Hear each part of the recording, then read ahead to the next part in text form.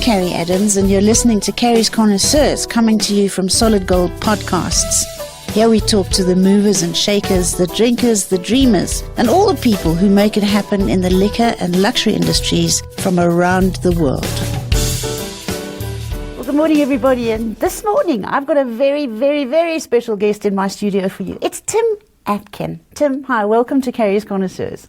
Thank you so much. It's a pleasure to be here. Do you know what they always said? I was just telling my sound engineer this morning that when Mary had her baby, she was going to call it Tim Atkin, and then she kicked her toe on the coffee table, and he ended up as Jesus. So, you know. Well, that's very sweet of you to say so. Thank you so much. It's such a privilege to have you in the studio with me. Really, really is. We're going to delve into all the reasons why you're here. But anybody who is vaguely interested in wine in South Africa knows that you are our guru, you're our go-to, and thank God you've shown a massive interest in our wine industry, which really has helped to elevate it to the levels that it's getting to. Tim is a master of wine. He's also a master of economics, European economics. That's a contradiction in terms.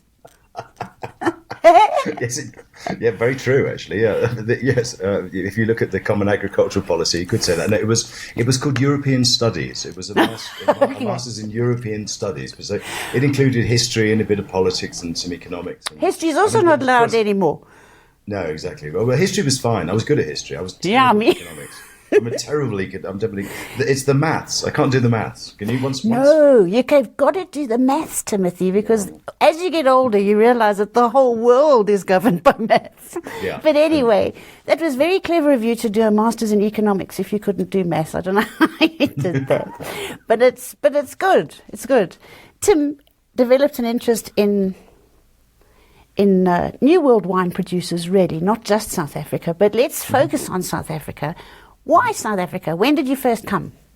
I first came in 1990, and so it was after Mandela had been released, and I thought, okay, it's time to come. And I'd been quite vocal and anti-apartheid, obviously, and I thought, I'm going to go look at this place. And there were people starting to do really interesting things in the Cape, not just with labour relations, but also with the wines that they were making. And I was fascinated by the country. I wanted to go there, and I was lucky enough to read a few good books by good journalists. In those days, The Observer, which was the newspaper I was writing on, had Alistair Sparks as their God, do you remember Alistair Sparks? That's right. And I got a chance to meet up with Alistair Sparks, and so we talked a lot about politics. I've always been interested in politics and history, and I read a lot, and I thought, God, this is a fascinating place, and I kind of fell in love with it. So I kept coming back, and eventually I married a South African. But I was going to say, there's something more to this. There's something more. You met a South African girl, I know that. But I didn't even meet the South African in South Africa. You know, I met her in London, so okay. She'd gone to live in London. So it's kind of one of my two other homes. My other home would be probably Argentina, where I feel very much at home. And people say I'm quite Latin in a sense. I mean, I don't look it. I'm blonde, obviously, but that I've got Latin blood. You know, I like dancing and I like singing. Have you ever done one of those DNA tests? No, I should do actually. I'm too scared, but you know, there's only one person in the industry more controversial than you, and that's me. And the two of us. Why don't we do it together? I think we should both do it. And I bet you there's going to be some alien blood in there or some funny left-of-center chromosome that we didn't know about. It was very interesting that a friend of mine did this, and he found that it was all sorts of interesting stuff in there, as you said. I mean, it's not just stuff, you know, we're all African in a sense, aren't we? You know, but I think that there was other really interesting bits of DNA he had just had no idea about. I know. But I think that's fascinating that we're all immigrants, you know. Of course we are, in a sense. You know, and I quite like that. Well, we are, but I like that, don't you? Well, it makes us all equal. Well, and that's why I've never liked people who are sort of nationalists. Who say, you know, there's a lot of that in England at the moment. You know, you say, you know, English people should be able to trace their ancestry back to. We're all Brits, you know. Well, we can box a bit because I do like certain aspects of nationalism. I love singing "God Save the Queen" and I love those parades down the mall and all of that. I think all of that is brilliant, and I love that. I think so we'll stick to that. Patriotism. I think it's the stuff where patriotism rather than nationalism. Maybe I think I'm happy with that. We can agree on that. But I think we're both going to do this test. We're doing the DNA We're test. going to, next time you come, how long are you in South Africa for this time? I'm here just for a week this time, but I'm back in March. I come in March and June. When you come and stay at Shea Adams, and we're going to go and do the DNA test together, and we'll decide whether we release the results to the world or not. I think that sounds like a good idea. So, Tim, you came in 1990, and the wine was pretty appalling in 1990, let's be honest. I studied in England, and I came back in 1994, I think, also when I thought that we were going to be able to dance in the streets together. Yeah. And the wine, I'd been drinking, obviously, European wine and being rude about Napa in those days because it was big and buxom and blousy and what have you. But we've had to say sorry to them recently as well. But nevertheless, the wines in South Africa were dreadful. With the exception of a few. Yeah, I don't think dreadful's an overstatement. No, we've got to be harsh. You've got to make them rise to better heights. Yeah. So they were mostly dreadful. They were mostly wood and alcohol and overripe fruit. Yeah. And if you think back, or if you think to now, how unbelievably different they are. Because they're just shooting the lights out, some of them at the moment. And that's why I'm talking to you today, because, guys, Tim's report has been released. It's the Tim Atkin South African report, which is the 11th of its kind. It's gone huge. It's 319 or 20 pages or something. I'm afraid so. It's comprehensive. It's unbelievably good guide to what you should be drinking in South Africa. And we're going to unpack a little bit of it now. But tell me about the beginnings of that report. What drove you to do such madness? 320 pages. You could write a novel. Well, the original one was about 98 pages, I think, so it was comparatively small at the time. I used to write for a newspaper. I had a weekly newspaper column in The Observer for 20 years. Until they got stupid. Well, it came to an end, basically, and it got literally reduced to a column, and I thought, I don't want to do this anymore, so I stopped. And I thought, well, I need to do something else. And so I started writing these special reports. And I started doing France because I studied French at university, so I did Bordeaux and Burgundy. And I thought, which New World country should I do? Which country do I like most and do I have an affinity with? And I thought South Africa, so I started with South Africa. And I started. So was it your first New World report was South Africa? Yes, it was. Yeah, it was. Yeah, it was. Yes, it was. Because you also like Spanish. You also like Spanish, don't you? I also like Spanish. I do. Wine. I'm a big Hispanophile, so I write reports on Rioja and on Ribera del Duero as well. So and Spain.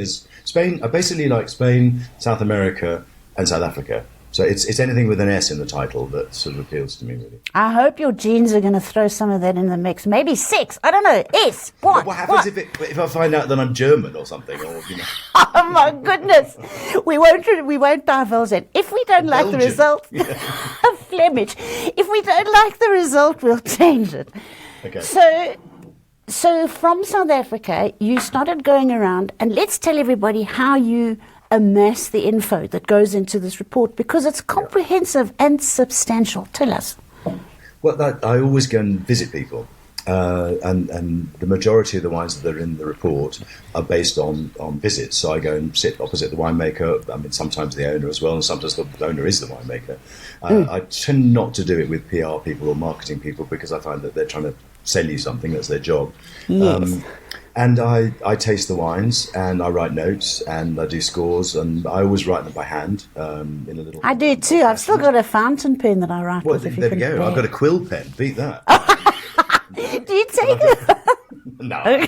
But anyway, no. But I sit and write the notes, and then I get home, and over a period of kind of 6 weeks to 2 months, I write this thing, and it's now 100,000 words. I mean, it's not War and Peace, but it's as you said, it's the length of a novel, which is crazy, really. But anyway, I know you could be making it a huge bestseller and be rich, and we could travel around the world. Wouldn't that be great? But no, drinking wine. I know.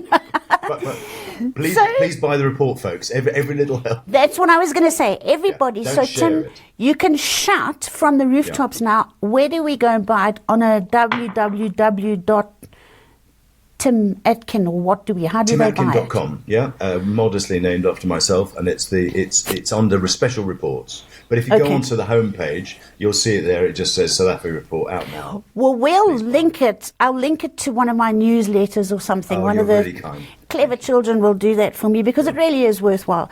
So do you choose the farms before you come to South Africa, or do you sort of meander and find farms along the way?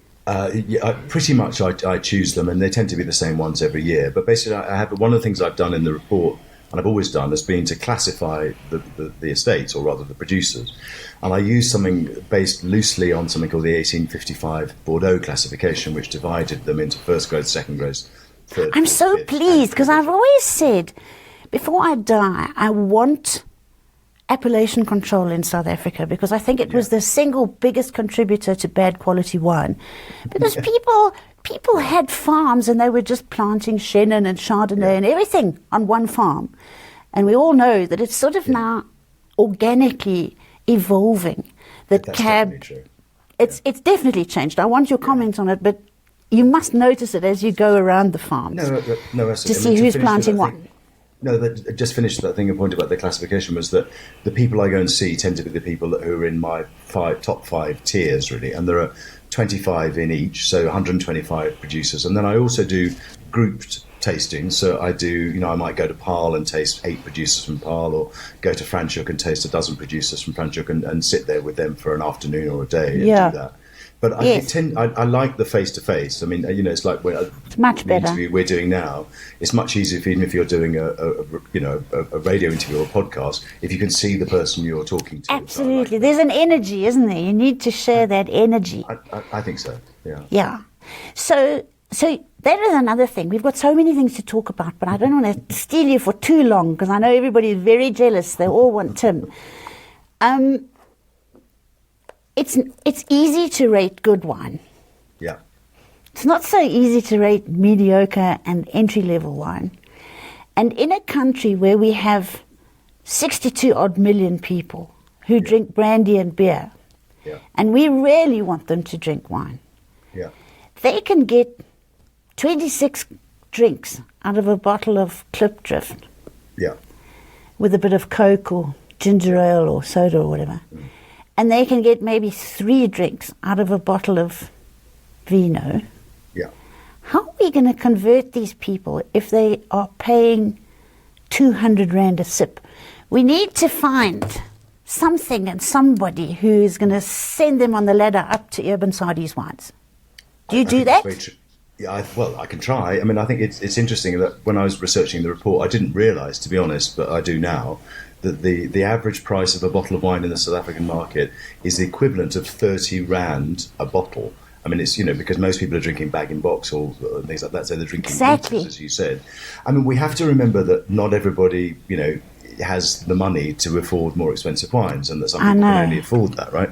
And that's sad. And I'd rather they drink wine than beer or RTDs brandy. Me too. Or make their own hooch, right? I mean, in some cases, and which is dangerous. But you're right. I think the key battleground, if you like, battleground is the wrong word because it sounds too aggressive. But the key area, if you like, that the industry needs to develop is between sort of 60 Rand and 180 Rand, 100%, 200 Rand, right? And I think there's a lot of good wine in that category. I mean, in my report, I do value wines of the year, and I don't taste the very cheap wines. I don't do 4th Street and stuff like that. But I think you're very right that the industry can't live by Eben Sardi's wines. I mean, they're fantastic, and everybody aspires to drink them, and indeed to be like Eben if you're a winemaker. But you're right, to get more South Africans drinking better wine and to trade up and to make the whole industry more sustainable, we need people to trade up from 40 Rand to 80 Rand or even 60 Rand. That I mean, if the average price of a bottle of wine in South Africa were not 30 Rand but 50 Rand, that would transform. Big difference. Right? So you know what I'm going to do? I'm busy chatting with some people at the moment. We used to have a thing called the Good Value Wine Guide in South Africa, which was sponsored by one of the big liquor chains. Yeah. And it died a bit of a miserable death, and I'm trying to revive it. I'm going to phone you going forward, and I'm going to make you come to South Africa, and you and me are going to put that thing back together again, because I agree with you. You've got to have Volkswagen Beetles, and you've got to have Bentleys. You can't have all Bentleys. So you phone up all your wine farmers, and you make appointments, and you come to South Africa, and you have a gorgeous time. How long do you spend putting that thing? Or you came 3 times, didn't you?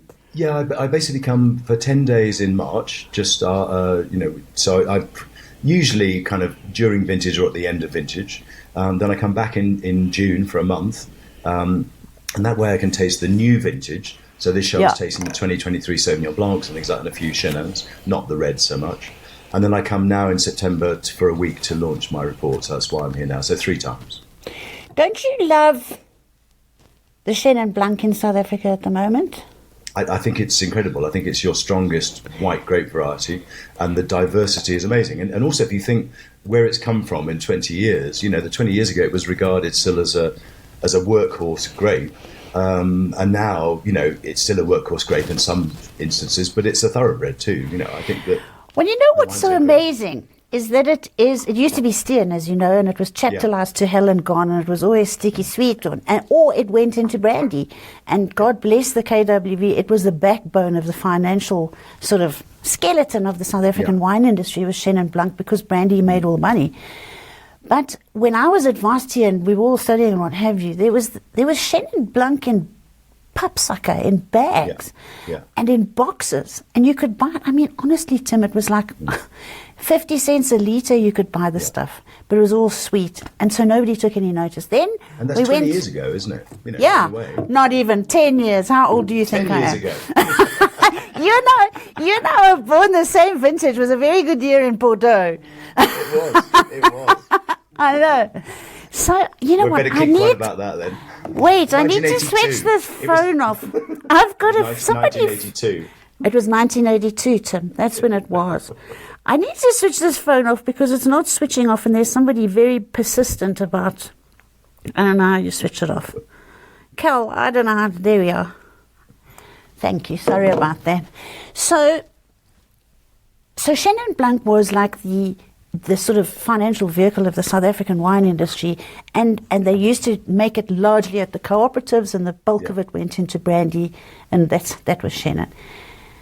And then we started seeing a few Chenin Blancs coming out of not even the Swartland, really. No. I remember working for Anglo-American Farms, and Boschendal made a Chenin Blanc that was just delicious at one stage. And I was used to these Loire Chenin Blancs. And I do love Chenin Blanc. I think it's such a generous grape. And all of a sudden, these beautiful things started coming. But do you think that the Chenin Blanc has surpassed the standard or quality of Chardonnay in South Africa? Because I think Chardonnay is our grape. I think they're on a par, But I think the thing about Chenin Blanc is that not many people make great Chenin Blanc. It's really, it's the Loire Valley and South Africa. Whereas Chardonnay, everybody makes good Chardonnay these days. From New Zealand to California, obviously Burgundy. Germany makes good Chardonnay. Australia, I think I've mentioned. Do you think it's just Japan an easier makes grape? Good Chardonnay. Japan. Yes, I think it is actually. Maybe it's more adaptable, and I think the thing about Chardonnay is it's a great variety that you can manipulate in the cellar by doing things to it, particularly malolactic fermentation and the way you ferment it. I think Chenin is slightly truer to its place, to its terroir, to its origin. So I think that Chenin needs to be planted in the right place. And you're right, what you said about the KWV told people to plant Chenin everywhere to make brandy base, as you said, and that was good and bad. In that some of the places it ended up in were very good and others were less good, frankly. But the scattergun approach worked, and a lot of the oldest vineyards in South Africa are Chenin Blanc vineyards. Well, I'm going to say, strangely enough, those ones that you've found, you've been very instrumental in weeding out those Chenins from the Swartland. Yeah. I think that the KWV said, we just need this as a workhorse and a vehicle for our balance sheet. Let's go far away where it's hot and dry and bloody awful, and we'll just put all those vineyards there. Nobody needs to see them, and we'll just harvest them every year. And those are them. Those are they. They become gorgeous. I'm sure you're right. That I don't think it was scientific at all. It was just go for it. And by definition, if you just throw all these things at a wall, some of them are going to stick. And I think that the good ones have stuck. Yeah. So now, I suppose everybody's saying she rabbits on and on and on and on. All we want to hear is some of the results from this report. And you and I are making a party. Winemaker of the Year, Brevet Arts. I love him. Yeah, I do too. And I really thought it was time, Big time. I actually posted a thing on Facebook. I'm not a huge social media type person, largely because I don't know how to work it. But there was a thing about Brevet being named your winemaker of the year. And I just said, what an incredibly difficult choice, because we do have some seriously good winemakers in South Africa. How did you choose him? Consistency, I suppose, is one big plus. Yeah, it's funny, isn't it? In some ways, the term winemaker of the year is a bit of a misnomer. It sounds as if you're giving it for the work they've done in that year. That's part of it. But I think it's a track record award. And I just thought, he was instrumental in promoting Shiraz, as you said, taking it from those rather humble origins and believing in it. Yes. And he makes 3 or 4 different Shiraz, and there's always been the guy who got behind Shiraz, one of them. I think Ken Forrester was important too, obviously. And I think they've been champions of Shiraz. He was also champion of Cabernet Franc when Cabernet Franc wasn't known at all. And we love Cabernet Franc. We want more and the Cabernet. other place he championed was the Polka Dry Hills.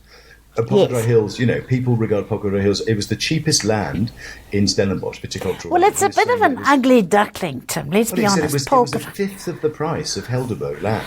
And so that was, he went there partly because he wanted the granite soils, but also because it was cheaper, that you could afford to buy the grapes from there as a young winemaker. So again, it was partly chance and happenstance, but also I thought he deserved it. And also I think he's a great team player. He's a South African person, very South African. He's great, he likes rugby, and he's a team player. He's a team player. Do you know what I mean? You just chose him because he's a boy. I love you boys. It's very simple and very easy to understand you all. He also was one of the first people to embrace one of his black mates and bring him into the business. And it's been a very successful partnership under the radar. No singing from the rooftops about, look at me. Do you know what I mean? I think that's exactly right. And I didn't want to emphasise that too much because I don't think he ever has. But, it's my show. We can say what we like. We can be as rude as we like. Yeah, he created a brand, an icon brand, and priced it at a high price with high ambition with a Zulu winemaker, as a partner. That was in 2004. Yeah, and we loved it. We all just embraced it and accepted it. And there was no singing from the rooftops about it. No, me, myself. Yeah. He never made a deal about it, did he? He never made a big deal about that.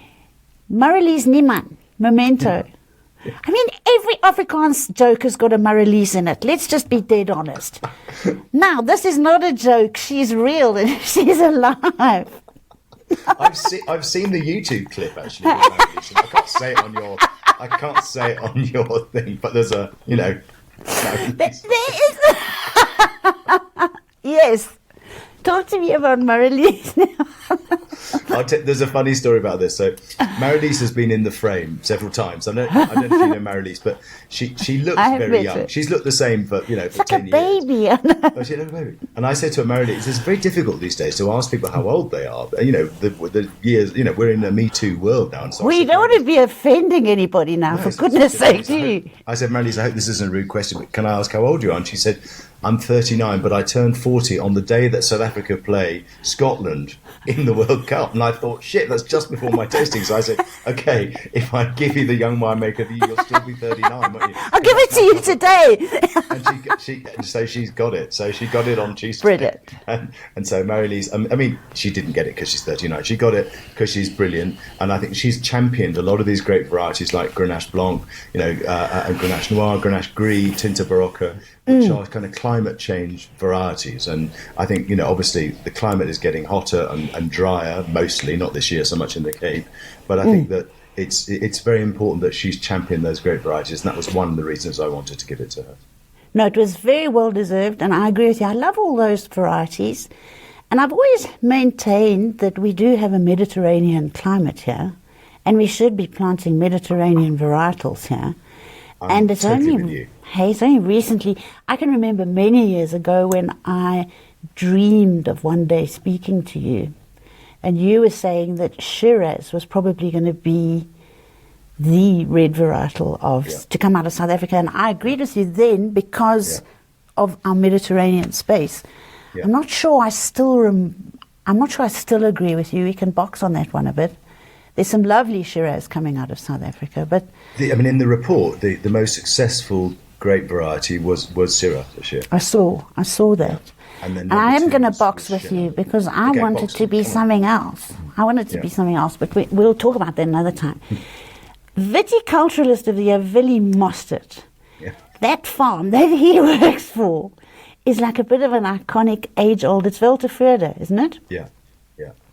Unbelievable property. It's unbelievable. Do you know? I don't think I've ever been there, and I'd never met him. And so I got somebody to phone him from the PR company who was fixing up all the interviews and everything, and say, Billy, we need a photograph of you, and we need your CV or bio.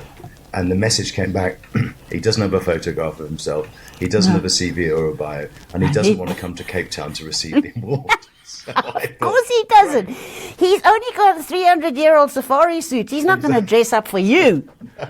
So I asked Mary Lise, because Mary Lise buys grapes from him, and everybody loves Mary Lise. I said, Mary Lise, can you phone him up and charm him? So Mary Lise phoned him, got his daughters to take a photograph of him, got him to write a short bio with her, and he came to the event with his wife and received his did he award. come? Good for you. I said, you don't have to say anything. And he said, thank you. That's very good news. No, it's just...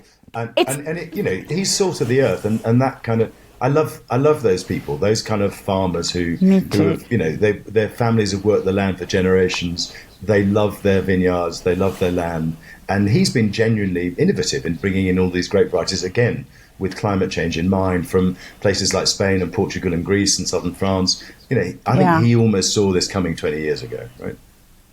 Yeah, I think, it's like cooking with love. We know that even if you boil an egg with love, it's boiled eggs, my death row meal. If you cook one with... It is, honestly. I'm going to ask you what your... Boiled egg. I ask everybody I interview, what's your death row meal? I'm going to ask you too. Mine is boiled egg, the perfectly boiled egg with a 1959 Latuche.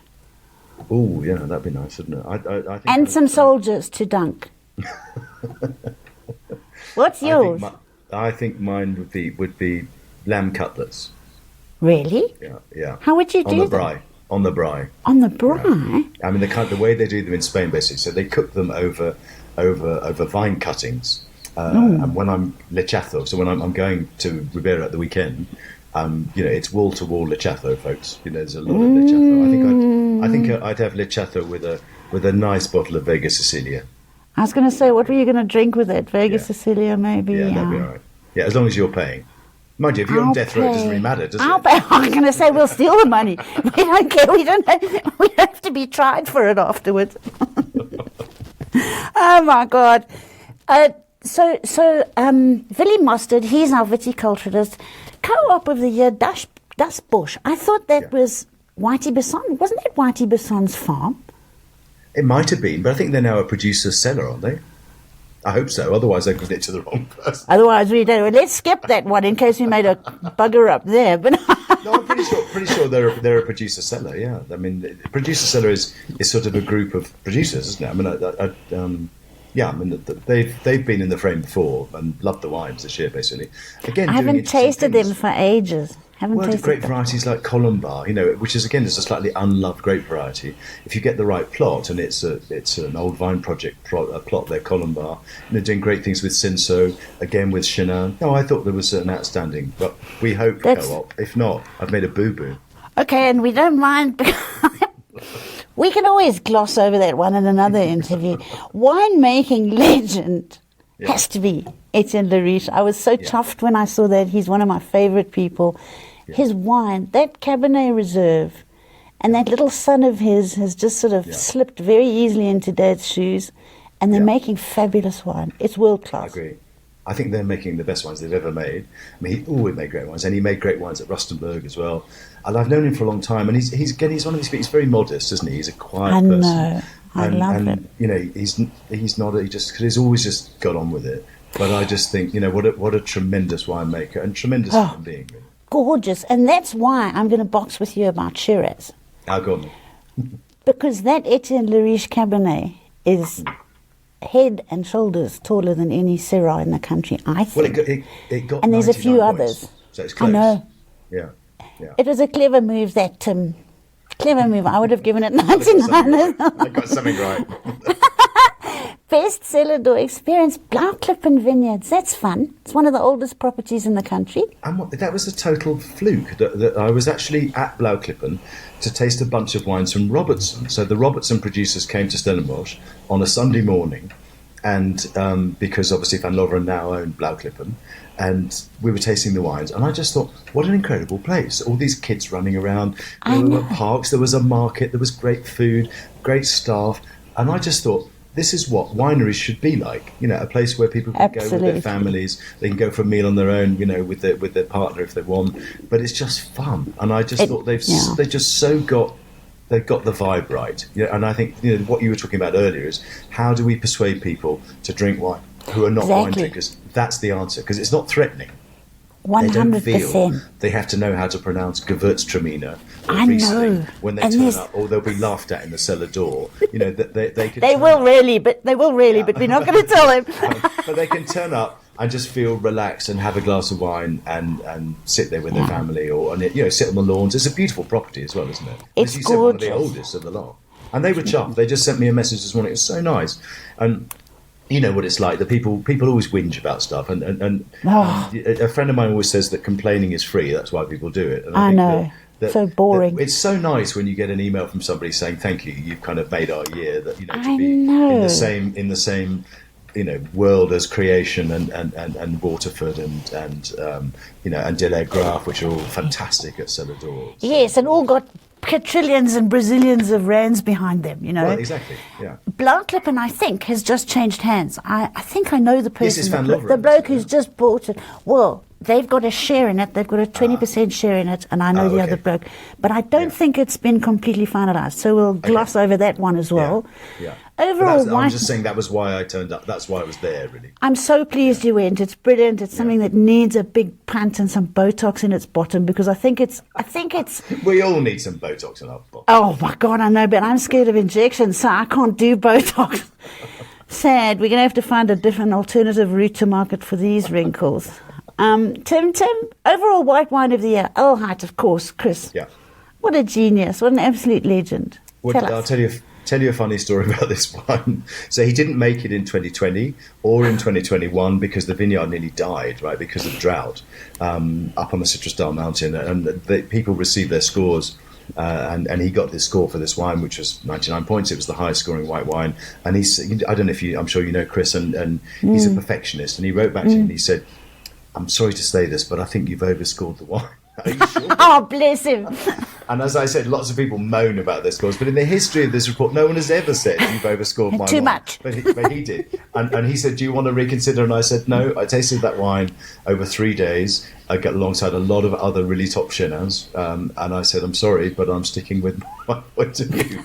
And Thank goodness you did. Well, the really funny thing, and the extra funny thing, was that I gave the list of the wines we needed to have certificates done for to Billy, who does the admin for the report, and I got the vintage wrong, and I wrote 2021, not 2022, real cramps, right?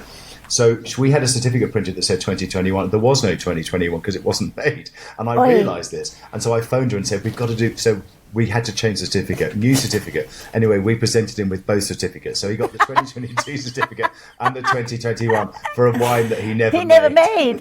So That's I okay. think he's going to put the 2021 up on the wall in the winery. And can you imagine? It's an in-joke.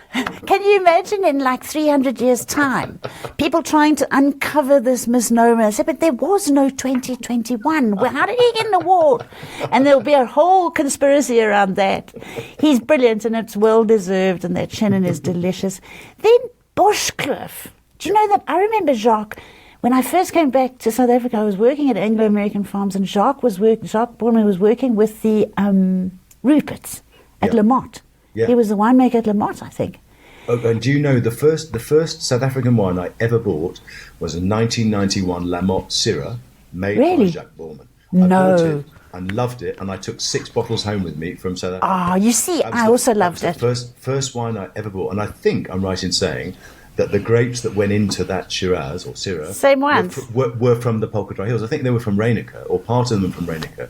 So he then bought land, in and around the Polka Dry Hills and set up Boschkloof.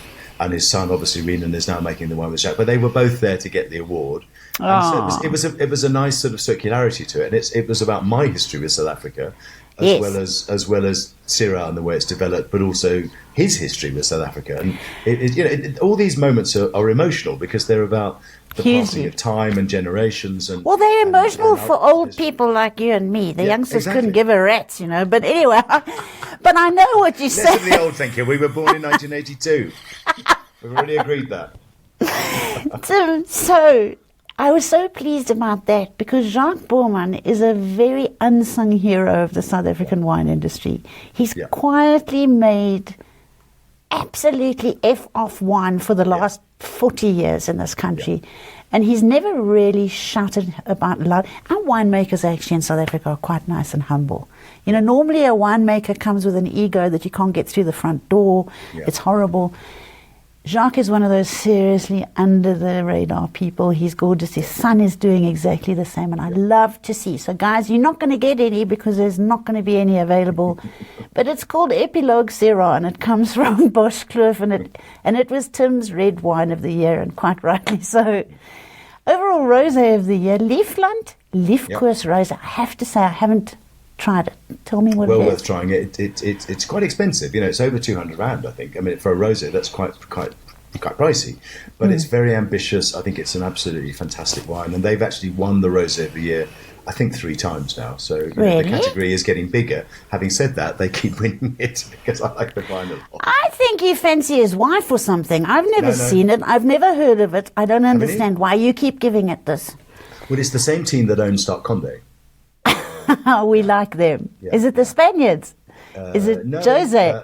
it's Jose Conde. Yeah, exactly. Oh, Yeah. he's gorgeous. American. We love him. Yeah, he's good. I'd give him the award as well. Maybe you fancy him then.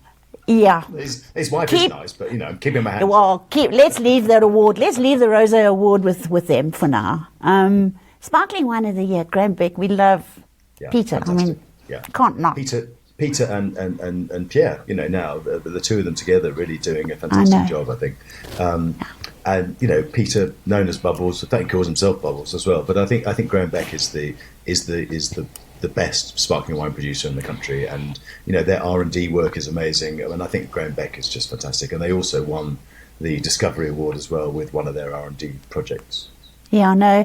A lot of time and effort and energy and money, and I hate the word passion because we keep that for the bedroom, but they do come with passion. And their bubbly is brilliant. It's world-class stuff.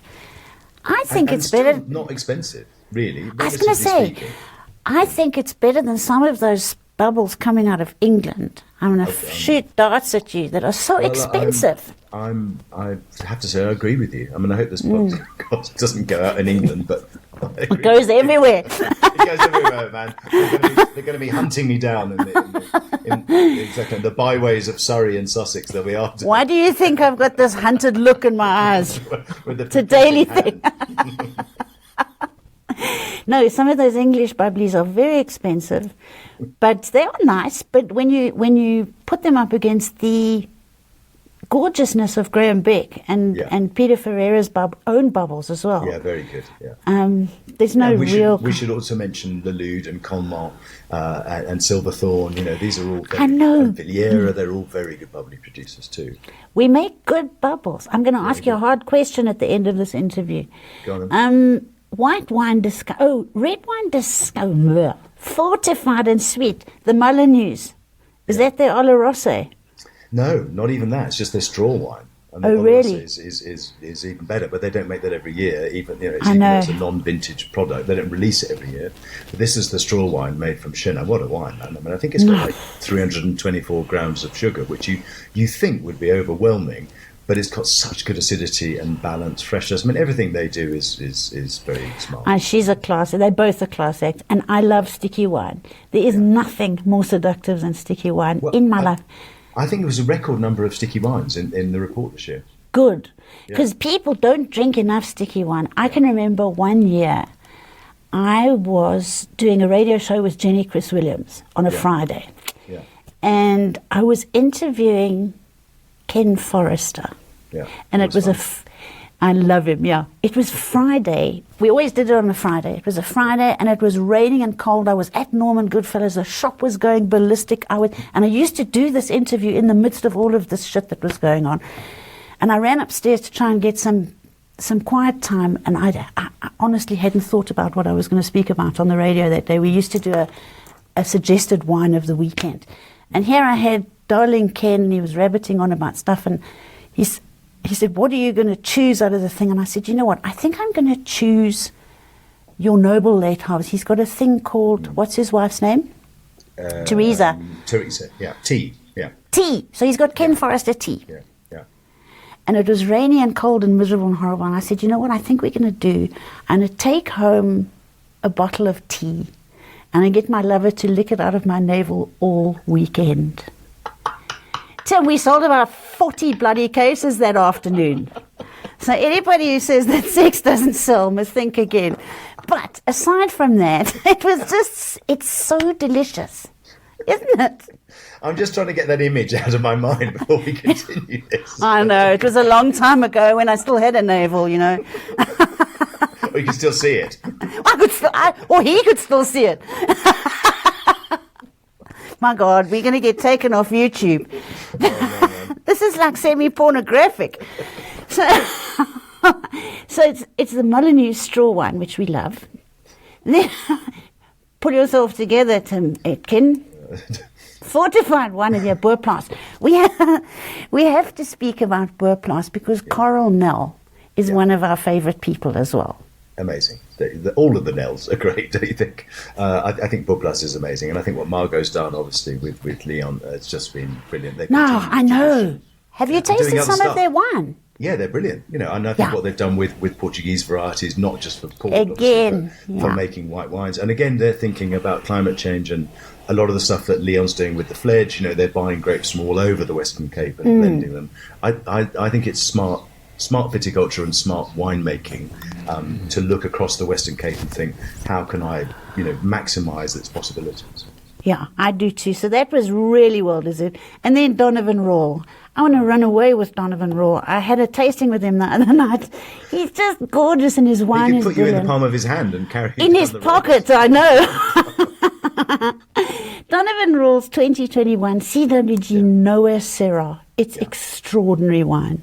Incredible wine. So that was two 21 Syrahs. So Discovery of the Year and Red Wine of the Year were both Syrahs, both from the 2021 vintage, which I like very much as a vintage. I know you saying 2021 is going to be your vintage of the sort of decade. I think with 17, yeah. So far, I like 17. Yeah, I like 17 and I like 20.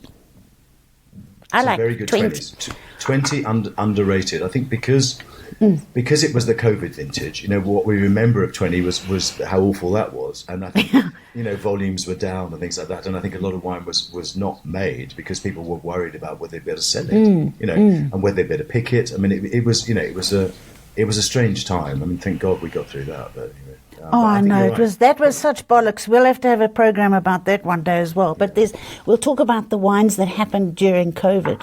And the wines that were consumed during COVID was even worse. So Donovan Raw Syrah, it is beautiful. Then White Wine Discovery of the Year, Urban Sides, Rotsbank. Yeah. What is that? What is Rotsbank?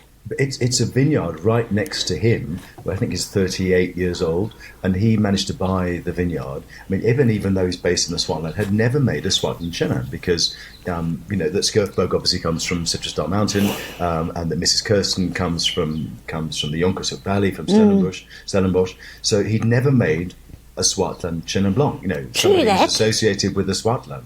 And so he'd finally made this wine, and everything he does is brilliant. And again, is it delicious? It is delicious. Is it oaky or what is it? No, it's not. No, never oaky. He uses foudre and concrete. He uses his big, concrete eggs, and he's using bigger barrels. These foudre. So yeah, I mean, no problem buying that. I mean, you could probably get hold of it more easily than you can get hold of things like Mrs. Kirsten and maybe. You can't get Urban's wine in South Africa. You just can't. I've got, God bless his heart, a very boring retailer in Antwerp that I buy Urban Sides wines from. And you ship it back to SA? Yeah. He sells them to me. You can't get them. So Can't you get on his mailing list? I don't really want to go on people's mailing lists in order to get their wine. Yeah. They either want us to drink it or they don't. Yeah. At the end of the day. But he does make absolutely amazing wine. And listen, he does give Norman Goodfellows a nice allocation. He does. But again, We should all have it. I'm a communist at heart, but we'll keep that for another time. Sparkling wine discovery. Graham Beck, Artisan Collection, Extra Brut. Yeah. I don't know if I like Extra Brut. I think Extra Brut works better, funnily enough, in a place like South Africa, where it's very, very dry style, because you've got more fruit in the wines. I think with Extra Brut in England, we've mentioned England, which is a much cooler, colder place. Can be a little bit austere. When you drink a wine and you think, God, I've just sucked a lemon, or I've just been chewing on a silver spoon. It's a bit. I know. So I know what you mean, but this wine is exceptional, and it's, as I said, part of their R&D. Well, it's also had very long lees aging. So the fact that lees aging quite rich. Gives you richness and softness and texture and all those sorts of things, and it's why sparkling wines, top sparkling wines, are aged on their lees. That a lot of the texture and the flavours and the aromas come from lees aging, and that was certainly the case. How long was it on the lees for? Like 2 or 3 years. You asked me that, and I can't remember the answer. Okay, I don't know. That wasn't meant to make you look like a. But I mean the vintage. Can you check the vintage? I think it was old, isn't it? It was 2009. I'm sure it was 2 or 3 years, at least 3 years on the lees. I think it was 72 months, off the top of my head. Yeah. Really? Okay. Yeah. Okay, well, that's something. All that aging on cork, before after disgorgement. So it's a wine that's had lees aging, then disgorged, and then aged on cork.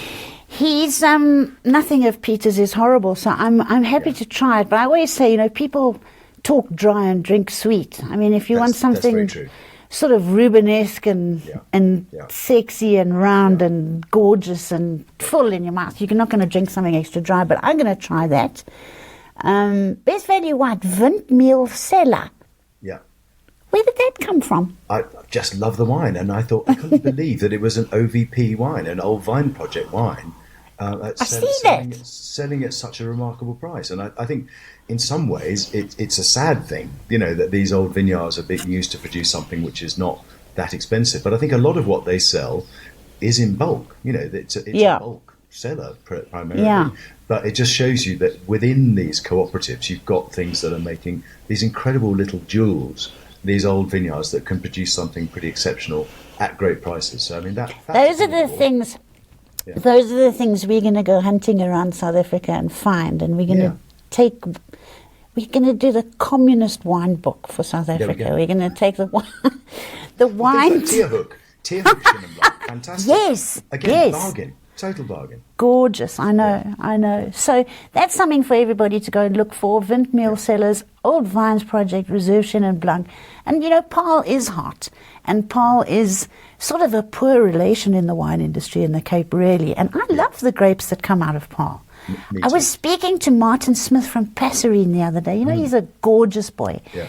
And he has got a vineyard that he buys, I think it's Shiraz from, in Paarl, and one in Tilbach.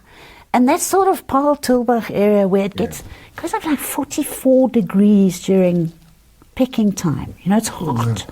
It's hot. Although I was in Bordeaux one year when it was 44 degrees at harvest time. Absolutely.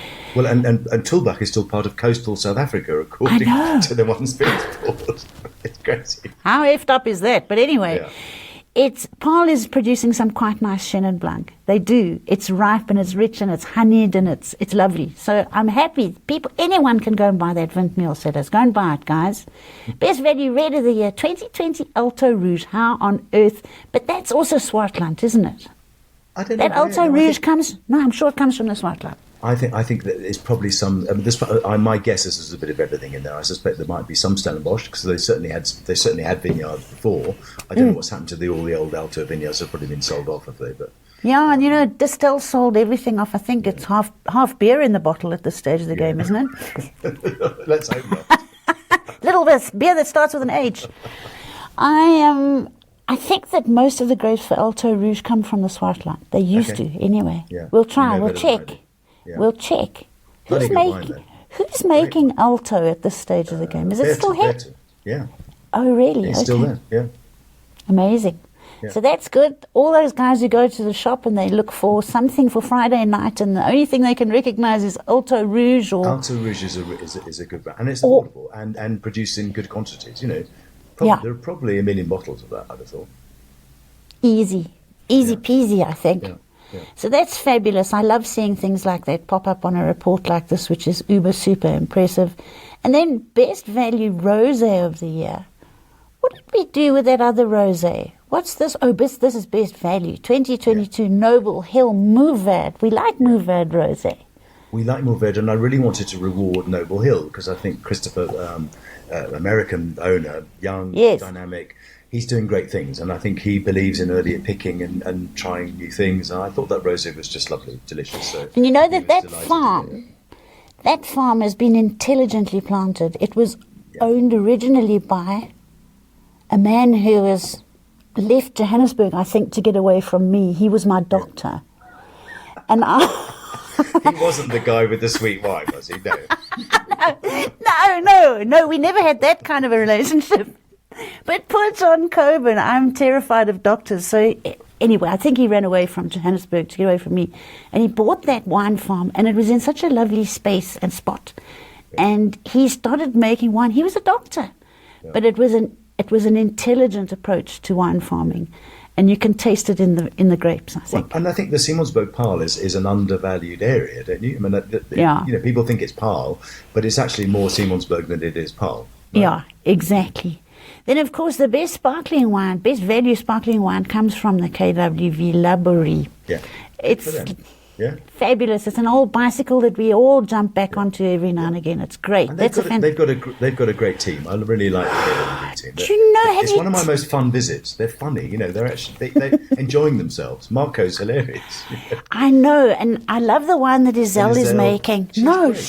Fabulous. I once made the terrible blups of asking her what her husband's name was. On a podcast, she burst out laughing at me. Anyway, she is gorgeous. So that Laborie Brut, if you're looking for a bubbly for the weekend, it's fun. The spring, you're in Johannesburg today, hey? Yes, I am, yeah. I can't come to your tasting because I've got some other much better looking man that I'm going tasting with later, Tim. I'm sorry to miss it. Then the sweet wine for the year, this 2023 Van Leeuwen VRL, Special Late Harvest. What's VRL? What does that stand for? I don't know, you'd have to ask that. It's probably I thought I didn't want to sit and look completely daft here, but I know what VRL is anyway. I don't know. It says VRL on the label. And the reason I chose that was because it's got 36 grams of sugar. It's a very popular style. You know, again, this idea of how do we get people to trade up. And yes. I think there's not stigmatise them for liking wines that are sweet, you know, or have some sweetness. Absolutely right. I love that wine. I thought it was great value and just a lovely drink. Okay, good. Okay, and we make it nice and freezy cold and it's Gewürztraminer. Why not? We make it nice and cold and we have it with crayfish. I think so. Delicious. So we're saving on the wine, but we're giving you an expensive lunch. We're doing our best. Like a typical communist. Yeah. Best value fortified wine of the year. KWV Cape Classic Tawny. There's nothing nicer than a Tawny port. We're going to call it port on here because nobody on this will know the difference. Yeah. And it is gorgeous, that KWV Tawny. We love it. Yeah, it's delicious. And what a bargain. I mean, it's one of the great fortified bargains of the world. I mean, that's probably the single best value wine in South Africa. I think I'm inclined to agree with you. And I'll just tell all the girls out there, if there's something that you specifically want, you know, girls like things in small black velvet boxes and that shine, and they like things in garages with big bows on them. If there's something like that you want, buy a bottle of KWV Tawny and do the navel trick. I mean, a friend of mine said to me on my 60th birthday, his advice was, can I say this live or not on your podcast? Yes. He said, never trust a fart, never waste an erection. That was his advice. When it becomes more and more important, becomes terribly important that there are only so many left between 60 and death, you know. There you go. That's the thing.